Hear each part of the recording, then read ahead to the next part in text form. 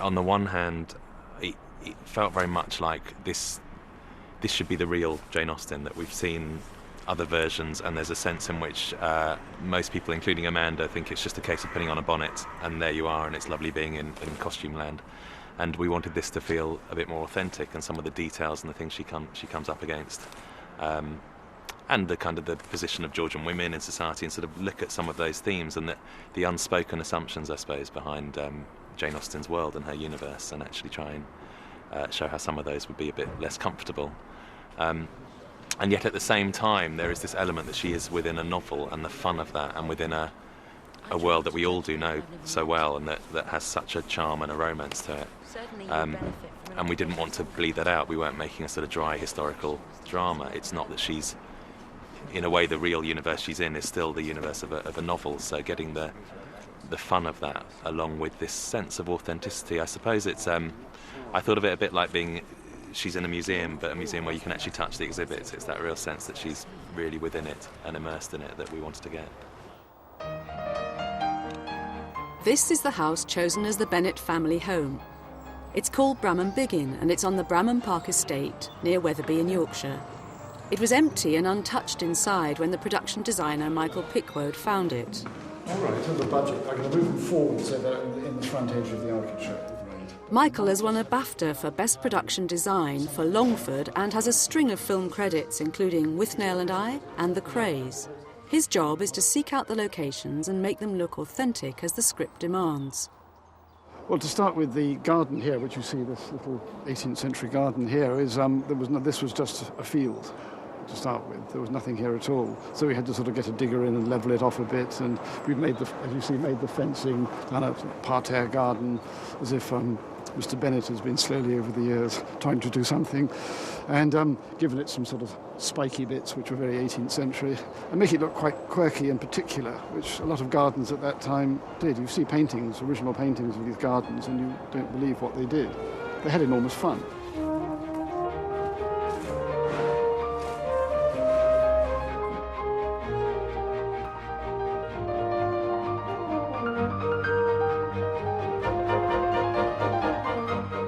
We looked at all sorts of places, but this house became very favoured because it was not only empty, very untouched inside. It had a few modern bits and pieces which we could pull out. We were allowed to take out because it's going to be converted, and we don't have to reinstate the decoration. So in a way, it's a sort of a gift in that way. A lot of work, but much less work than taking up somebody's smart stair carpet, repainting all their brand new Coles wallpapers, and repapering, which would cost a complete fortune. I'm dressing props, and we're just trying to get the location up to scratch. We haven't got actually any of the props haven't been delivered as such yet, but they're arriving from London at some point today. The exterior of the location is, in the past week, if you'd just seen it from last Monday to today, it's just gone under an enormous change. We've dug all the flower beds in, gravelled all of the exterior, ivy on the exterior of the walls of the house using camouflage nets, real ivy, false ivy, a little mixture of all three really. And we use a cherry picker to fix it from the roof downwards. This colour, I think it's virtually the same colour as the windows, see? Was going to be white, but they've changed it. Looks white in the sunlight, but be a lot dirtier when we age it down, look totally different. This is just the second week. The first week I'd done the other location, but I don't even know who's in it. One of the other lads might be able to tell you that.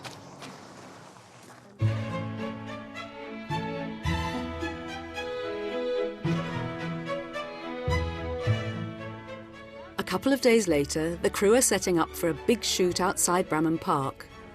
The challenge for director Dan Zeff was to create a glittering night scene as the carriages arrived for the Netherfield Ball.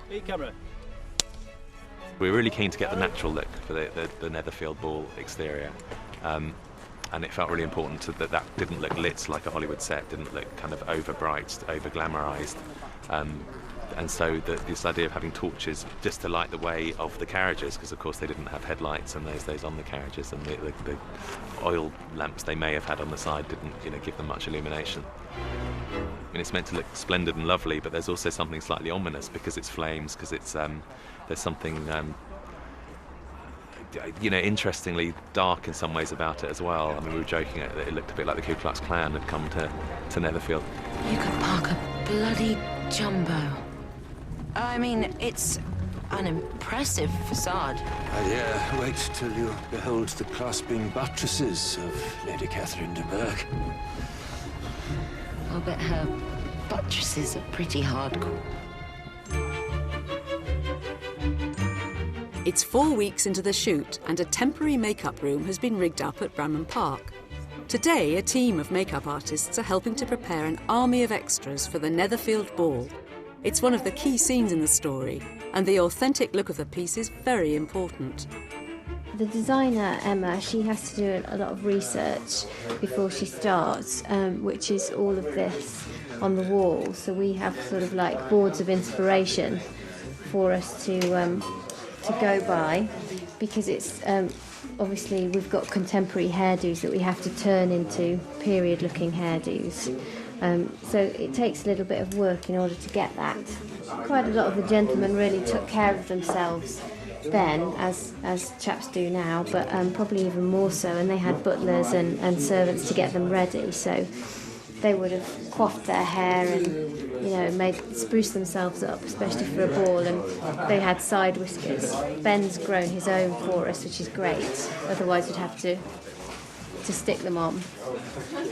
And so I'm just basically teasing his hair into the style that it would have been. If only my hair was like this normally, it's as flat as anything. Because we're making a TV programme and we're not doing a documentary, I would definitely say I go for colour. People might say, Darcy would never be in blue trousers or a green waistcoat, but ultimately for me, we're creating a TV programme that I want people to watch, and I want them to enjoy it and it to look nice. So colour-wise, I like colours that don't necessarily go together but look nice together. So that's it. A lot of the time it's making sure the actor feels comfortable, so that when they're on set, they're the ones that are on camera wearing the clothes, but also that they look nice. I've got some beautiful costumes, though not quite as beautiful as Caroline Bingley's costumes, but she's a very, very posh one, so she gets the best dresses. But I do have this on right now, which is one of my favourites. And there's some lovely stuff that's been hired, which I really want to steal, but obviously can't, and certainly can't now that I've said that.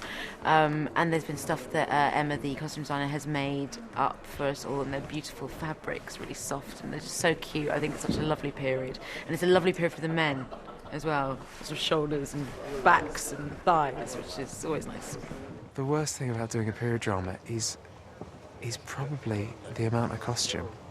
And I mean, between you and me and everyone, I'm wearing a thong under all this, which is to keep everything in place under the jodhpurs, and that's probably the worst thing, because I think it's shrunk in the wash, and today's been tough.